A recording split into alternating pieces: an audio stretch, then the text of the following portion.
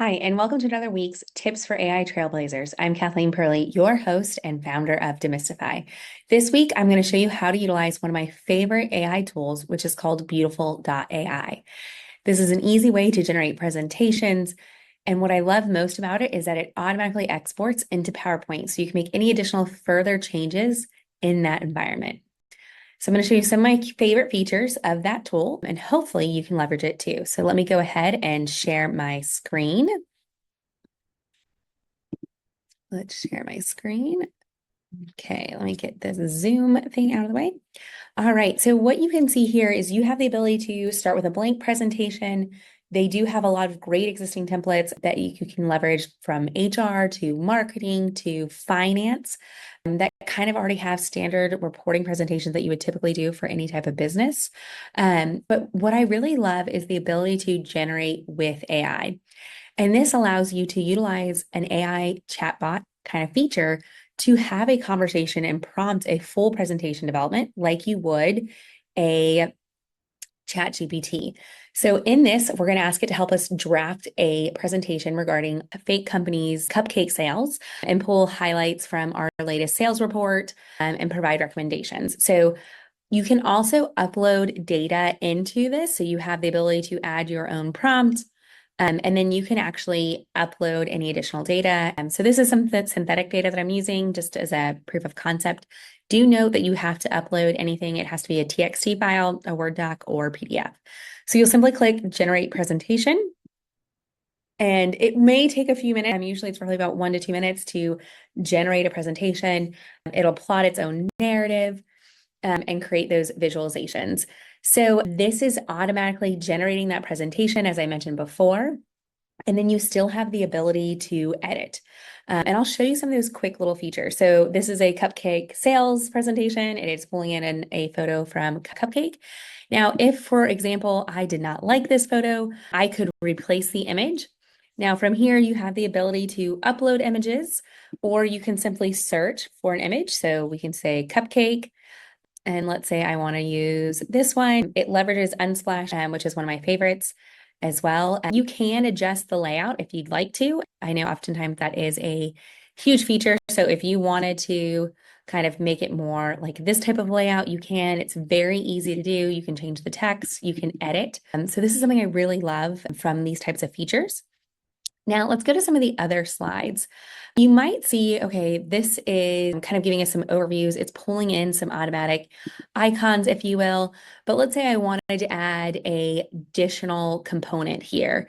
It's simply, easy to add.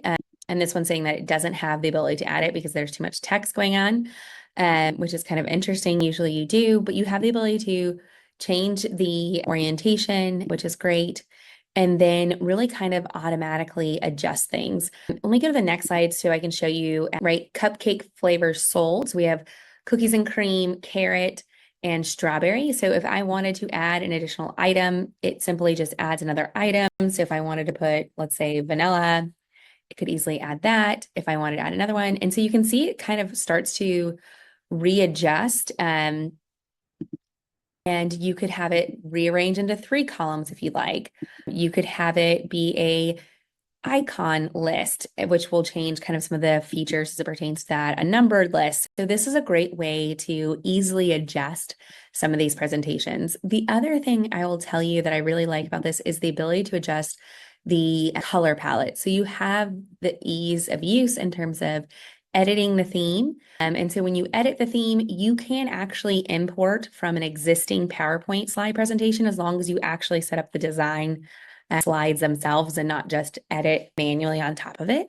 And it actually will import all of your fonts and colors, which is really, really amazing. So just kind of wanted to show that feature. The other nice thing is you can kind of start to see these different types of visualizations. You can import additional data. It does integrate into Google Sheets or OneDrive, which is really great, or Smartsheet in Zoho or Airtable, depending on whatever you're using, which is great. But you can also change this so you could have, banded rows if you wanted that more of a layout. You could have the columns be more narrow so that it creates more of a piece from that perspective. So really kind of some easy, great ways to use this. You can also go into here and look at different variations. So if I wanted it to be a column chart, I could easily click this and it now becomes a column chart, which is really great. You can edit the chart, so I can change the cupcake color. And so let's say I want it to be this purple. You have that availability. So this is how easy it is to leverage kind of the demographic data, all of the sales data. It's actually interesting. I used a synthetic data and actually pulled in non-binary. Top selling cities was pulled in, pulling in all the financial data as well.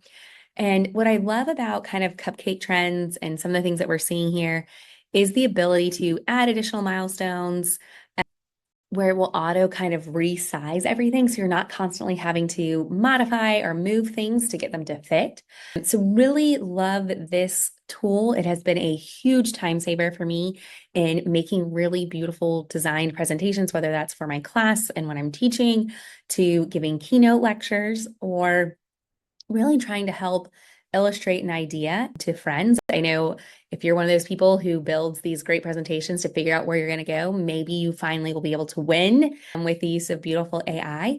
But wanted to show this variation. There is some, really robust security around this, but if you have concerns about uploading your company's data into this, I recommend going ahead and building it out using synthetic data. And then you can always adjust because you can edit once it gets into a PowerPoint. So hope this has been helpful. Next week, I'm going to take this a little bit further and show you how to actually build dynamic presentations and dashboards, thinking about reporting and how you can integrate from a CSV or a Google Sheet directly into your reporting meetings and decks. So please join us next week for another tip for AI Trailblazers.